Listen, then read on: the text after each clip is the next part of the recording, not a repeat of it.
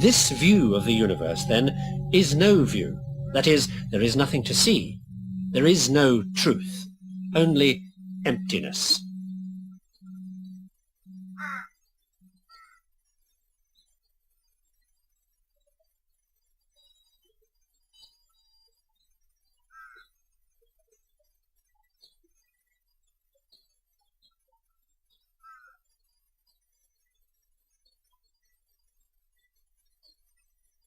I'm not saying that we should all give up the life support science and technology that our rationalist way of doing things has given us and come here to the foot of Everest, reject the world and meditate.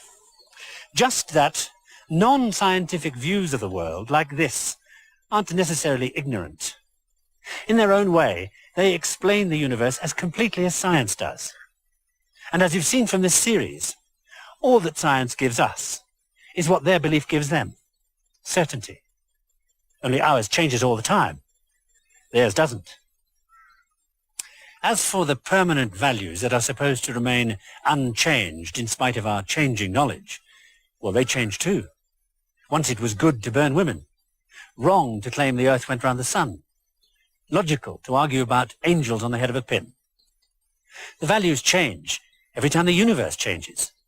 And that's every time we redefine a big enough bit of it, which we do all the time through the process of discovery that isn't discovery, just the invention of another version of how things are.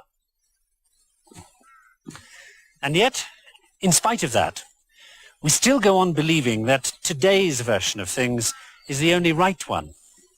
Because, as you've learned from this series, we can only handle one way of seeing things at a time. We've never had systems that would let us do more than that. So we've always had to have conformity with the current view.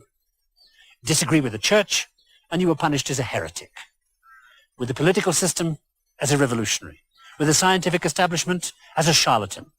With the educational system, as a failure. If you didn't fit the mold, you were rejected.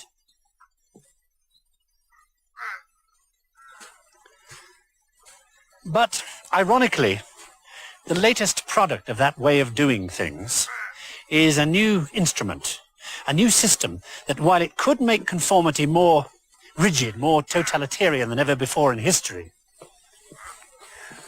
could also blow everything wide open. Because with it, we could operate on the basis that values and standards and ethics and facts and truth all depend on what your view of the world is, and that there may be as many views of that as there are people. And with this capable of keeping a tally on those millions of opinions voiced electronically, we might be able to lift the limitations of conforming to any centralized representational form of government, originally invented because there was no way for everybody's voice to be heard. You might be able to give everybody unhindered, untested access to knowledge, because a computer would do the day-to-day work for which we once qualified the select few, in an educational system originally designed for a world where only the few could be taught. You might end the regimentation of people living and working in vast, unmanageable cities, uniting them instead in an electronic community, where the Himalayas and Manhattan were only a split second apart.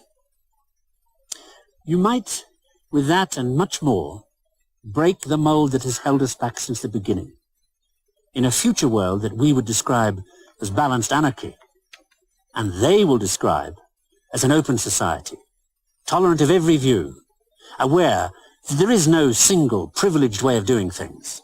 Above all, able to do away with the greatest tragedy of our era, the centuries-old waste of human talent that we couldn't or wouldn't use. Utopia? Why? If, as I've said all along, the universe is at any time what you say it is, then say,